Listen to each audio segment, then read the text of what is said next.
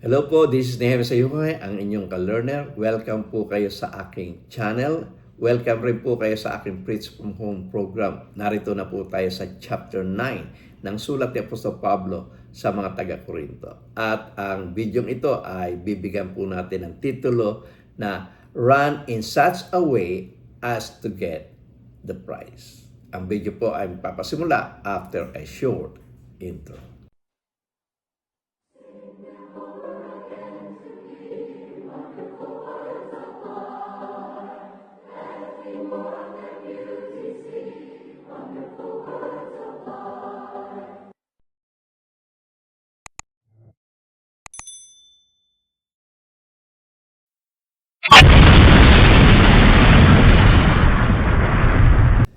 Magandang gabi mga kapatid, muli tayo mag-aral ng banal na salita at sa pagkakataon ito, narito na po tayo sa chapter 9 ng sulat ni Apostol Pablo sa mga taga-Korinto. At bago tayo pumunta doon sa chapter 9, puntahan muna natin yung chapter 8. Ito po yung nakaraan nating video at ito ay may kinalaman doon sa mga bagay na inihain sa Diyos-Diyosan. At ito po yung video noon nung nakaraan na ang binigay po natin ng titulo na Things Offered to Idols. At yan pong titulo na yan ay kinuha mismo natin sa isang talata doon mismo sa chapter na yon. At yun po yung sa verse 1. At 1 Corinthians chapter 8 verse 1. At sa King James po natin binasa yun at sabi, Now concerning things offered to idols, we know that we all have knowledge. Knowledge pops up, but love edifies. So makita natin, dito natin kinuha yung titulo ng ating video nung nakaraan. Sa 1 Corinthians chapter 8 verse 8, ganito rin po ating mabasa. But food does not commend us to God, for neither if we eat are we better, nor if we do not eat are we the worst. So dito, tinatalakay niya po sa Pablo yung mga bagay na inihain sa Diyos-Diyosan, pinakain nila, para maayos, ma-solve yung issue ng pagbabatuhan ng mga akusasyon tungkol dito sa pagkain ng mga bagay na hinihain sa Diyos-Diyosan. Sinabi niya na hindi naman magtataguyod sa atin sa Diyos kung ano man yung tayo may kumakain o kung tayo man ay hindi kumakain ng mga bagay na inihain sa Diyos-Diyosan. At ngayon ay nasa chapter 9 na po tayo. At ganito po ating mababasa, chapter 9, verse 1. Am I not free? Am I not an apostle? Have I not seen Jesus our Lord? Are you not the result of my work in the Lord? So ito isa sa mga problema na nasa Korinto. Sabi nga natin kung kung may sulat, merong problema. At sa pag-aaral natin ng sulat na ito ni Apostol Pablo sa mga taga-Korinto, na pagtanto natin, na itong sinusulatan ni Apostol Pablo na church na nasa Korinto ay napakaraming problema. At ang pinaka-resulta nito ay yung nagkakahiwa-hiwalay na sila doon sa kanilang problema. Okay, at isa sa mga problema nila ay may mga members ng church ng Korinto na tinatanggap si Apostol Pablo na apostol. Yung iba naman ay tumatanggi na si Apostol Pablo ay apostol. Kaya nga, ang kanyang pasimula doon sa kanyang verse 1, dito po sa chapter na ito, sinabi niya am I not free? Am I not an apostle? Sabi ni Apostol Pablo, hindi ba ako apostol? So, nasa kanya yung tangian ng pagiging apostol. Parang ano ba pinipili yung pagiging apostol? Kung natatandaan nyo, si Judas po ay nagbigti. Isa po yan sa 12 apostol na nasa Jerusalem na pinili ng ating Panginoon Kristo at si Judas po ay nahulog doon sa kanyang katungkulan sapagkat pinagkanulo niya ang ating Panginoong Kristo at yung kanyang pagkakanulo sa ating Panginoong Kristo ay nagdulot sa kanya na siya ay magpatiwakal. At syempre kinakailangan siyang palitan. At dito sa Acts chapter 1 verse 21 to 22, dito natin makikita yung criteria na paano pipili ng magiging kapalit ni Judas. Ito yung criteria ng pagiging apostol. At yun nga ay mababasa natin dito po sa mga talatang aking binanggit. Sa Acts chapter 1 verse 21 to 22, ang sabi po ng banal na kasulatan ay ganito, "Therefore it is necessary to choose one of men who have been with us the whole time the Lord was living among us, beginning from John's baptism to the time when Jesus was taken up from us. For one of these must become a witness with us of His resurrection." So makikita natin, ito yung criteria. Kung ang isang tao ay nasaksihan niya yung bautismo na ginawa ni Juan sa ating Panginoong Kristo, nasaksihan niya yung kanyang personal ministry, nasaksihan niya yung death, burial, and resurrection ng ating Panginoon Kristo, ito po ay qualified na maging apostol ng ating Panginoon Kristo. Kaya yung magkakaroon ng apostol ngayong kapanahunan, medyo questionable yun sapagkat wala namang nabubuhay na tao na napakahabang panahon.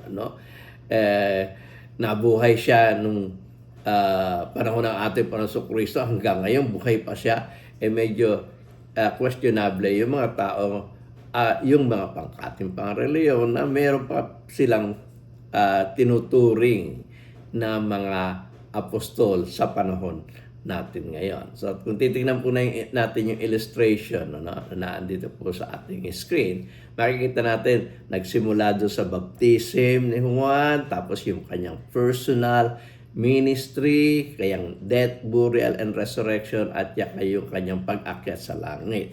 Ito yung pinipili na maging apostol ng ating Panginoong Jesucristo. Kaya kung meron mang mapipiling apostol, sa kapanahonang yon, na ang tao ay nabuhay katemporary ng ating Panginoong Jesucristo, na nasaksihan niya yung bautismo ng ating Panginoong Kristo na ginawa ni Juan, yung kanyang personal ministry, yung kanyang death, burial, and resurrection, ang kanyang ascension. Okay, so Tagalog natin babasahin yung kaninang binasa natin sa English, ang unang Korinto, Kapitulo 9, talatang 1, at ang Biblia na po ang ating babasahin na nalimbag noong 1905. Ang sabi po ng banal na kasulatan ay ganito, "Hindi baga ako'y malaya?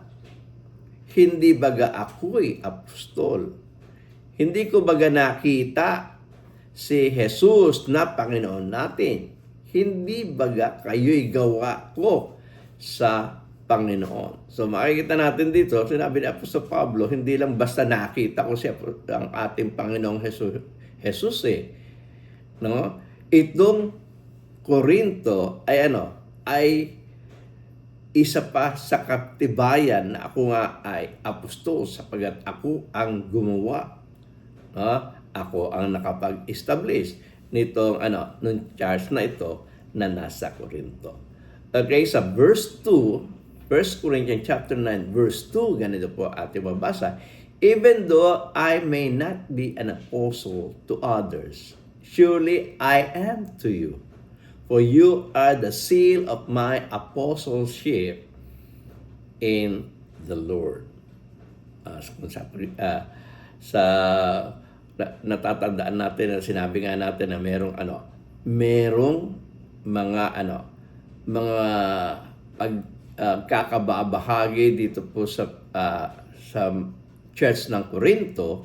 Kaya nga yung introduction niya po dito sa kanyang unang sulat sa mga taga-Korinto ay binungan niya kaagad na ako ay apostol.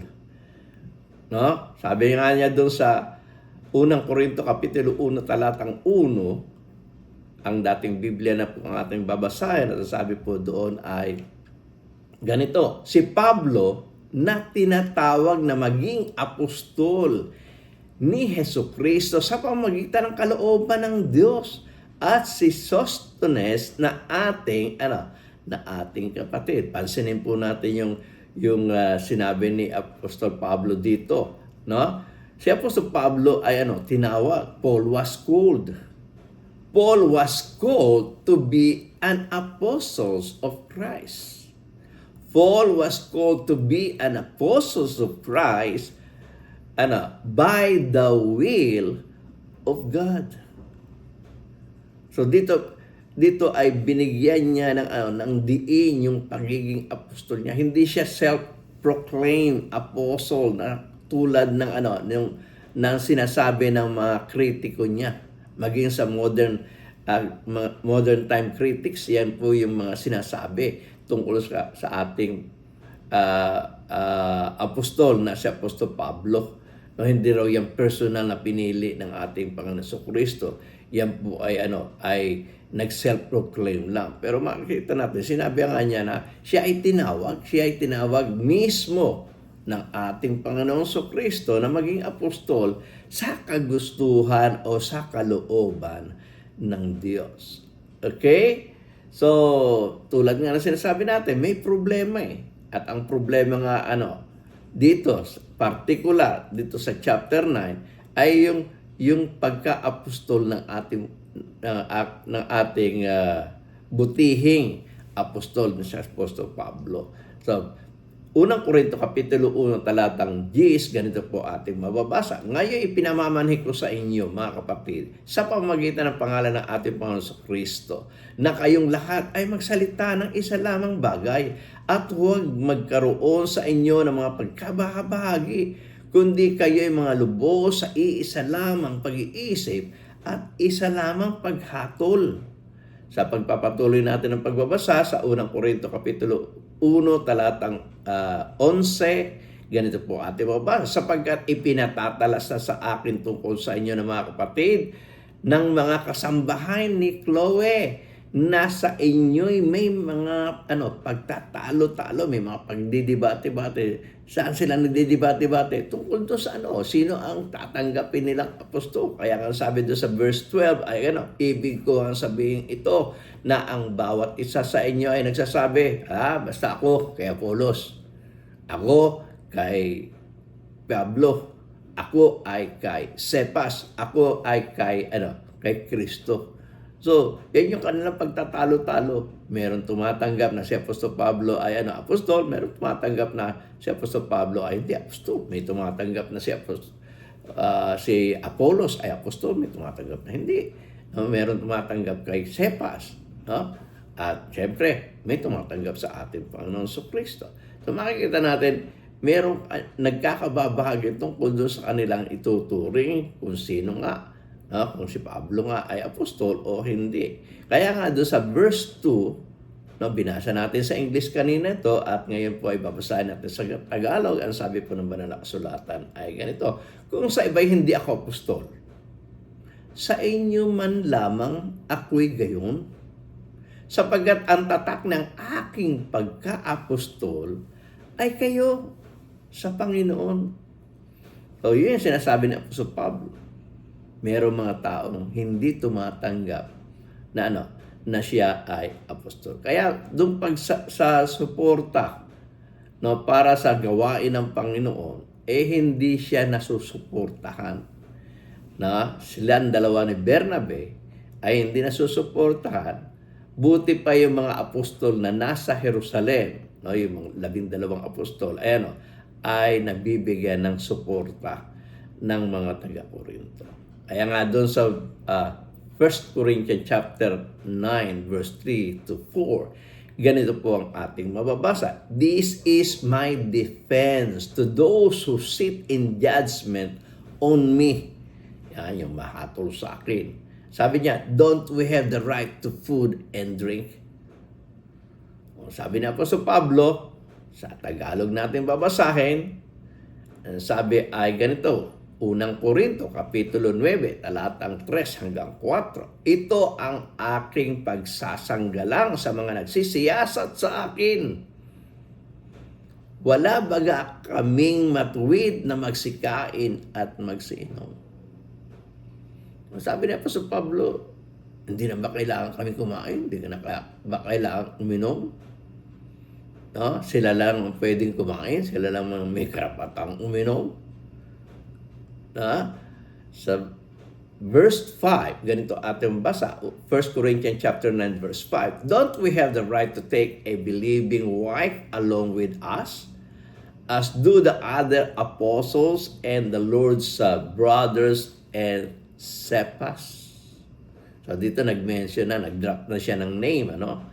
At sa Tagalog, ganito ang ating mababasa. Wala baga kaming matuwid na magsipagsama ng isang asawa na sumasampalataya gaya ng iba't ibang mga apostol at mga kapatid ng Panginoon at ni Cephas. Buti pa yung mga ibang mga apostol Buti pa yung mga kapatid ng Panginoon at buti pa nga si Cephas nasusuportahan ninyo sa kanilang pagkain, sa kanilang inumin, at sa kanilang pamilya. Pero kami ni Barnabas, hindi ninyo nabibigyan ng anumang bagay para sa aming gawa bilang apostol o bilang saksi o bilang mangangaral ng Panginoon. So sa 1 Corinthians chapter 9 verse 6 to 7, ganito po ating mabasa. Or is it only I and Barnabas who lack the right to not work for a living? Who served as a soldier at his own expense? Yung mga katanungan niya. Who plants a vineyard and does not eat its grapes? Who tends a flock and does not drink the milk? Sabi ni Apostol Pablo, kami lang ba ni Bernabe ang dapat magkaroon ng secular job para matustusan yung aming pangangaral? Kaya nga nagbanggit siya ng 3 trabaho secular na kung saan sila ay nasusustentuhan doon sa kanilang pangangailangan. So sa Tagalog, ganito ating mababasa. Ako baga lamang at si Bernabe ang walang matuwid na magsitigil ng paggawa. Kaya sabi niya, sinong kawal ang magpakailanman ay naglilingkod sa kanyang sariling gugol? Meron ba kayong nabalitaang sundalo na yung kanyang sariling gastusin para sa kanyang pamilya, para sa kanya, ipinagtatrabahuhan muna niya bago siya gumawa ng serbisyo? Meron ba sundalo na nakikipagputukan ng baril diyan sa kalaban, tapos sasabihin niyo sa kasama niya, teka muna, wala pa kaming pagsaing, so lalabas muna ako, kukuha muna ako ng sideline para makakuha ko ng pagsaing para sa aking pamilya. Meron bang ganon? Hindi. Sustentado ang sundalo habang siya po ay nagdidepensa sa kanyang bayan, ay tiwala siya na ang gobyerno ay magbibigay sa kanya ng suporta at sa kanyang pamilya. Sisiguraduhin ng gobyerno sa kanya na habang siya ay nakikipagputukan at dinidepensahan niya ang bayan, ay aalagaan ng gobyerno ang kanyang pamilya. Okay, kaya sabi niya, sino ang nagtatanim ng isang ubasan at hindi kumakain ng bunga niya? Meron ba Tatanim ka ng ubas tapos wala ka man lang hindi mo man lang matikman? Kaya ka nagtatanim ng ubasan o ng ubas sa iyong ubasan ay para ito ay iyong mapakinabangan. Ito yung maging source of income mo na maisusuporta mo sa iyong pamilya. At yung pangatlong tanong niya, sabi, sino ang nagpapakain sa kawan o nag-aalaga ng kawan at hindi kumakain ng gatas ng kawan? Meron ba nun? So kaya nga, siyempre siya yung nag-alaga ng kawan, kung ito ay mag-produce ng gatas, syempre, ang unang makikinabang nito siya at ang kanyang pamilya. At hindi lamang yung gatas niya, yung karne po niyan ay siya. At yung pinagbilhan po niyan ay sa kanya mapupunta. No? So, ito yung tinutukoy ni Apostol Pablo, no? Yung mga trabaho sekular, nabibigyan ng tamang sweldo o sahod para sa kanila, para sa kanilang pamilya. Paano ba naman yung nagtatrabaho para sa sa Panginoon? Yung mga mangangaral, yung mga apostol, yung mga sumasaksi para sa ating Panginoong Hesukristo. Yung nangangaral ng katotohanan upang ang tao ay mahikayat at magkaroon ng buhay na walang hanggan. So sa 1 Corinthians chapter 9 verse 8, ganito po ating mababasa. Do I say this merely on human authority? Doesn't the law say the same? Sabi sa Tagalog ay ganito, unang Korinto kapitulo 9 talatang 8, ang mga ito bagay sinasalita ko ayon sa kaugalan lamang ng mga tao. Ito ba ay yung pang-secular job lamang? Hindi. No? Itong bagay na ito ay tinutukoy din naman ng kautusan. Ulitin kong basahin, ang mga ito baga ay sinasalita ayon sa kaugalin lamang ng mga tao. Angkop lamang sa doon sa secular job. Hindi ba baga sinasabi rin naman ang gayon ng kautusan. Sabi niya, itong bagay na ito, sinasaad ito ng ating kautusan. At ang tinutukoy niyang kautusan dito, yung kautusan ni Moses, no? Kautusan doon sa matandang tipan. No? Kaya nga, ang sabi niya doon sa verse 9 to 10, 1 Corinthians chapter 9 verse 9 to 10, ganito ating mabasa. For it is written in the law of Moses. So yung kautusan ni Moses mismo ang nagbibigay ng otoridad sa mga manggagawa ng Panginoon na sila ay mabayaran doon sa kanilang pagpapagal sa pangangaral ng Ebanghelyo. Muli kong babasahin. For it is written in the law of Moses, do not muzzle an ox while it is treading out the grain. Is it about oxen that God is concerned?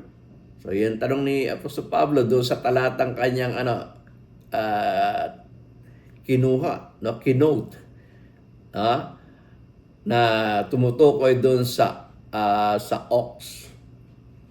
Na sinasabi, do not muzzle an ox while it is treading out the grain. Yung law of Moses na yon, tinatanong nga, concern ba ang Diyos doon sa oxen? Sa verse 10, sabi, surely, sabi niya, He says, this for us, doesn't He? Yes, this was written for us, because whoever plows and threshes should be able to do so in the hope of sharing in the harvest. Bubasahin ko po ng tuloy-tuloy yung verse 9 and 10. Ganito po ating mabasa. For it is written in the law of Moses, do not muzzle an ox while it is treading out the grain. Is it about oxen that God is concerned? Surely He says this for us. Doesn't He?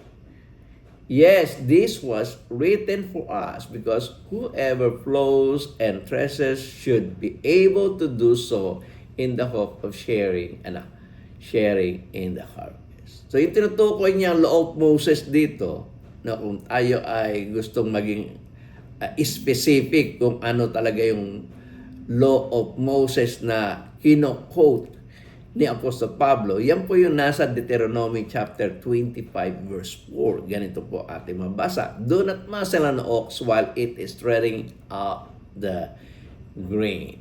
At sinasabi nga niya, na ito ay tumutukoy sa church, sa atin. No, bagamat ito ay isinulat sa kapanahunan ni Moses, ang pinatutungkalan nito ay yung mga manggagawa sa panahon ng ating Panginoong Hesukristo. Sa Tagalog po natin mababasahin, ganito po ang ating mababasa. Unang Korinto, Kapitulo 9, talatang 9 hanggang 10. Ang Biblia po ang ating babasahin na nalimbag noong 1905. Ganito po ang ating mababasa. Sapagat nasusulat sa kautusan ni Moses, huwag mong lalagyan ng busar ang baka gumiik. Ang mga baga ang iniingatan ng Diyos? O sinasabi kaya tunay ito dahil sa atin, sa church ng Korinto? Oo, dahil sa atin ito isinulat, sapagkat ang nagsasaka ay dapat magsaka sa pag-asa at ang gumigiik ay sa pag-asa makababahagi. So, yan po yung pangangatuwiran ni Apostol Pablo. Kami ay nagtatrabaho para sa gawain ng Panginoon. Dapat kami ay masustentuhan sa gawaing ito. Kaya nga doon sa verse 11, ganito po ating mabasa. 1 Corinthians chapter 9 verse 11, if we have sown spiritual seed among you, is it too much if we reap a material harvest from you? So yun yung kanyang katanungan. Sa Tagalog, ganito po ating mabasa. Kung ipinag-aasik namin kayo ng mga bagay ayon sa Espiritu, ano yung pinag-ahasik na mga bagay ayon sa Espiritu? Kung kami nangangaral sa inyo, no? Malaking baga na aming anin ang inyong mga bagay na ayon sa laman. No, kami ay nag-aasik sa inyo ng Espiritu, no? Pinapakain namin kayo ng pagkain Espiritu, hindi baga kami ay may karapatan naman na mabigyan nyo naman, mapakain nyo naman ng mga bagay ayon sa laman. Give and take lang. Sa Tagalog, ganito ating mababasa, na ito ay mababasa natin doon sa Galatia Kapitulo 6, versikulo 6. Nung sumulat si Apostol Pablo sa mga taga-Galatia, ay tinukoy niya rin ang bagay na ito, na may kinalaman doon sa pagbibigay ng karapat dapat na sustento o sweldo para sa mga manggagawa. At ang sabi niya ay ganito, dapat ang tinuturuan sa aral ng Diyos ay makidamay doon sa nagtuturo sa lahat ng mga bagay na mabuti. Kung pa natin yan sa 1 Corinthians chapter 9 verse 12, ganito ating mabasa. If others have these right, so makikita natin ito'y karapatan. At ang tinutukoy niyang others dito ay buti pa yung mga apostol at mga manggagawa ng Jerusalem na susuporta. Ito kaming mga manggagawa dito sa Antioquia ng Syria ay hindi man lang nabibigyan ng pansin. Kaya nga sabi niya sa 1 Corinthians chapter 9 verse 12, if others have this right of support from you, shouldn't we have it all the more? But we did not use this right. On the contrary, we put up with anything rather than hinder the gospel of Christ. Sabi ni Apostol Pablo sa Tagalog natin mabasahin, kung ang iba ay meron sa inyong matuwid na hindi baga lalo pa kami.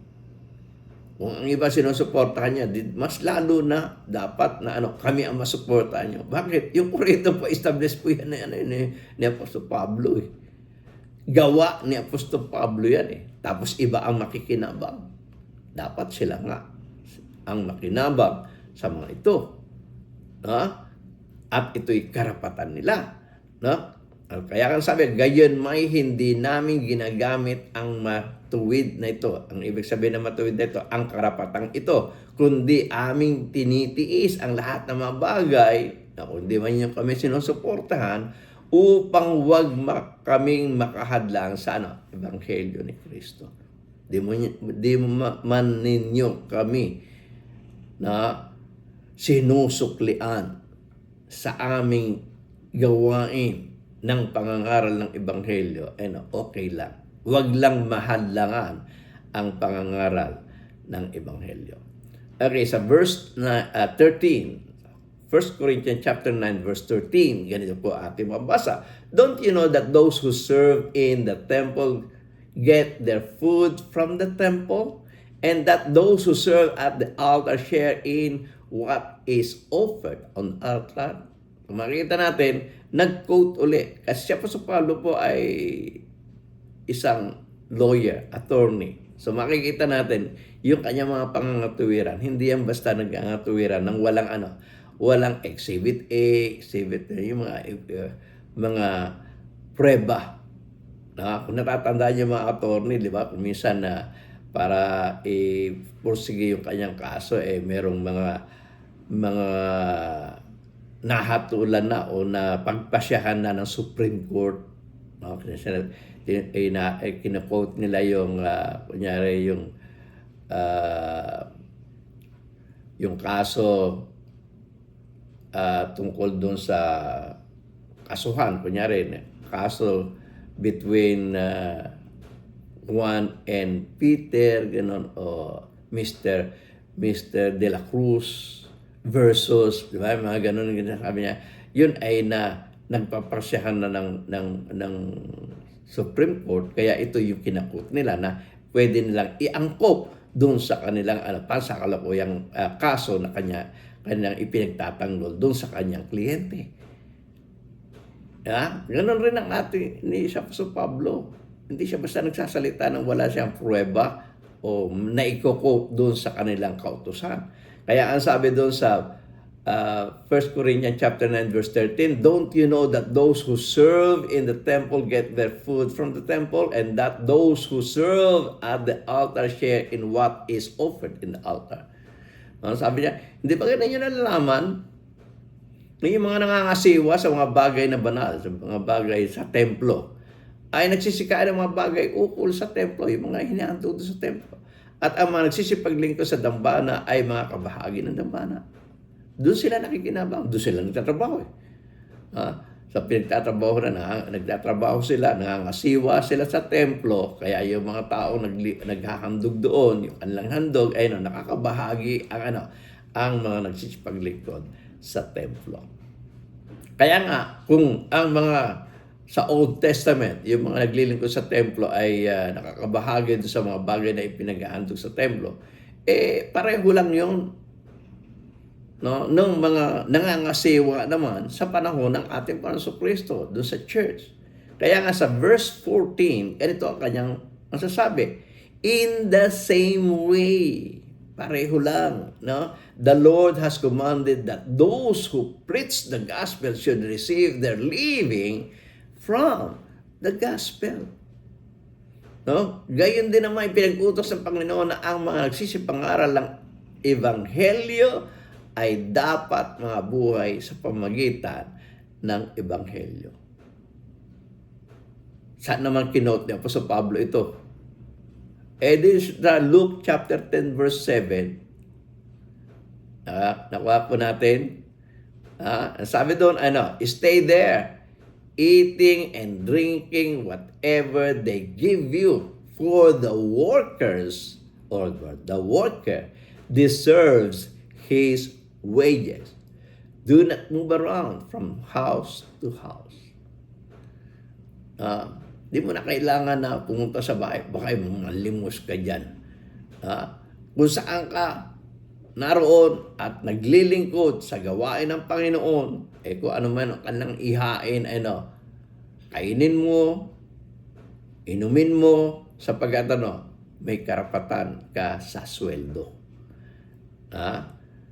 So, itong binanggit kanina ay naandito po sa sa ating screen, yung illustration, doon sa Old Testament, sabi, don't you know that those who serve in the temple get their food from the temple, and those who serve at the altar share in what is offered on the altar. At sa panahon ng ating Panginoon Kristo, sa panahon ng church, ang sabi, in the same way, the Lord has commanded that those who preach the gospel should receive their living from the gospel. Okay, sa 1 Corinthians chapter 9 verse 15, ganito po ating mabasa. But I have not used any of these rights. And I am not writing this in the hope that you will do such things for me. For I would rather die than allow anyone to deprive me of this boast. Sabi ni Apostol Pablo, ngunit ako'y hindi gumagamit ng anuman sa mga bagay na ito. Yung karapatang ito, hindi ko kinukuha. At hindi rin naman ako sumusulat ng mga bagay na ito upang gawin ang gayon sa akin. Hindi ako sumusulat para para mag-apila sa inyo na ako sweldohan ninyo. Sapagkat ang mabuti pa sa akin ang mamatay kaysa sa pawalang kabuluhan man ang aking karangalan. Yung kanyang pride. Na siya ay naglilingkod sa Panginoon na walang sweldo. Pero sinusulat niya ito hindi para siya ay masweldohan, kundi pinusulat niya ito para maipakita sa mga taga-Korinto na pinaglilingkuran kayo ng mga bagay na espiritual. Tugunan nyo naman ng mga bagay na material yung inyong manggagawa. 1 Corinthians chapter 9 verse 16, ganito ating babasa. For when I preach the gospel, I cannot boast, since I am compelled to preach. Who to me if I do not preach the gospel? Sabi niya, kaya nga hindi ko na kinukuha yung karangalan ito Ang mahalaga sa akin kasi mangaral ng Ebanghelyo. Kaya sa Tagalog, ganito ating mabasa. Unang Korinto, Kapitulo 9, talatang 16, ang sabi, sapagkat kung ipinangangaral ko ang Ebanghelyo, ay wala akong sukat ipagmapuri sapagkat ang pangangailangan na iniatang sa akin. Katungkulan ko yan Kaya may sweldo man o wala, gagawin ko. Diba? Sapagkat ang pangangailangan inatang sa akin sapagkat sa aba ko kung hindi ko ipangaral ang Ebanghelyo. Ang mahalaga sa akin, maipangaral Ebanghelyo.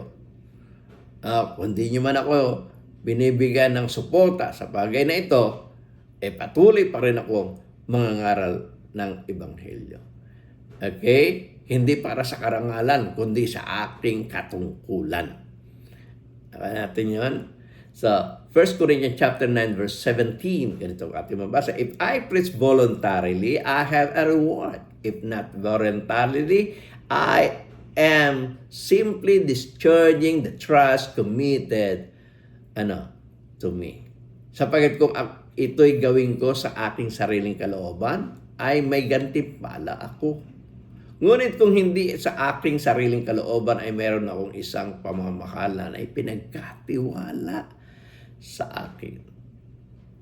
Okay? Kung voluntarily mangaral ako ng Ebanghelyo, pagpapalain ako ng Panginoon.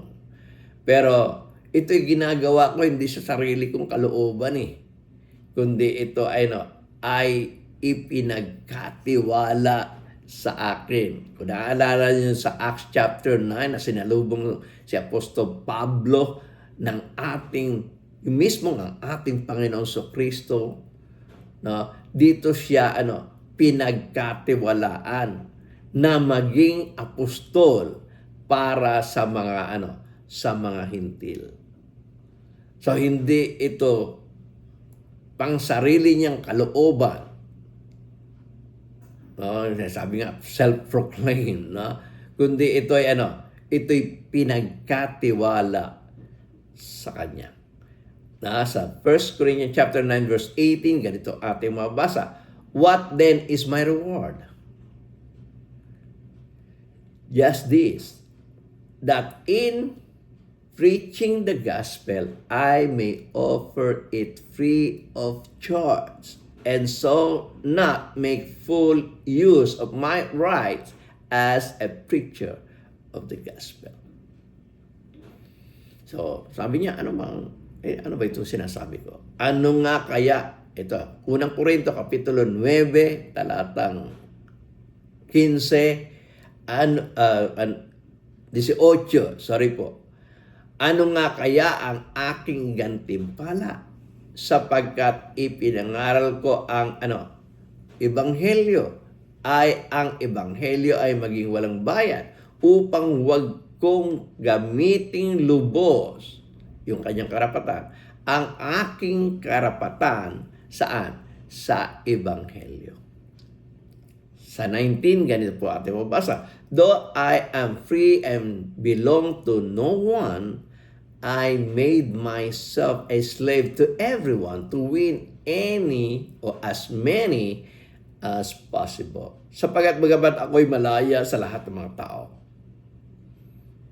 ay napaalapin ako sa lahat upang ako'y makahikayat ng lalong marami.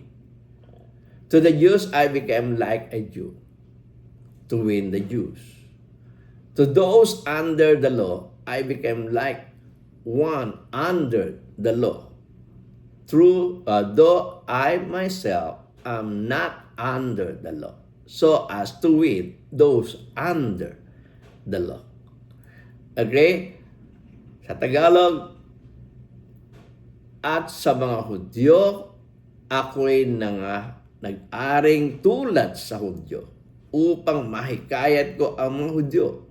Sa mga nasa ilalim ng kautusan ay gayang nasa ilalim ng kautusan, bagamat wala ako sa ilalim ng kautusan upang mahikayat ang mga nasa ilalim ng kautusan.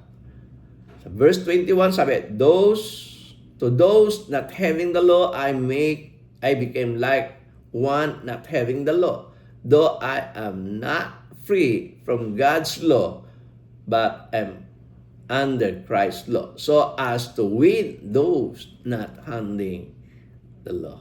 Okay, sa mga kautusan ay tulad sa walang kautusan, bagamat hindi ako walang kautusan sa Diyos, kundi nasa ilalim ng kautusan ni Kristo, upang mahikayat ko ang mga walang kautusan. Okay?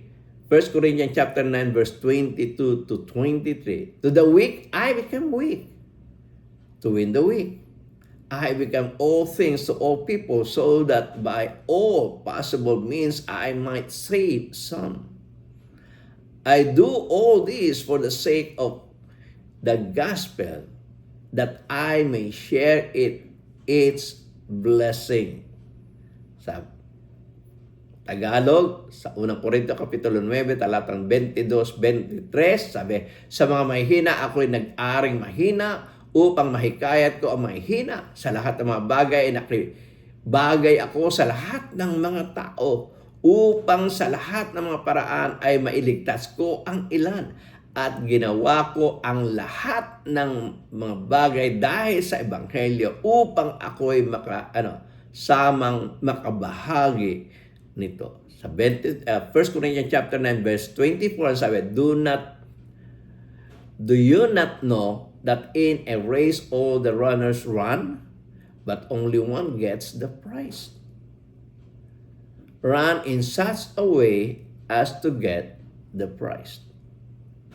Basahin natin ulit, no? Sabi, do you not know that in a race all the runners run, but only one gets the prize? Run in such a way as to get the prize. Sa Tagalog, 1 Korinto Kapitulo 9, talatang 24, hindi ba ninyo nalalaman na ang mga nagsisitakbo sa katakbuhan ay tumatakbong lahat, ngunit iisa lamang ang tumatanggap ng gantimpala. Magsitakbo kayo ngayon upang magsipagtamo kayo. Sa verse 25 ang sabi, 1 Corinthians chapter 9 verse 25, everyone who competes in the games goes into strict training.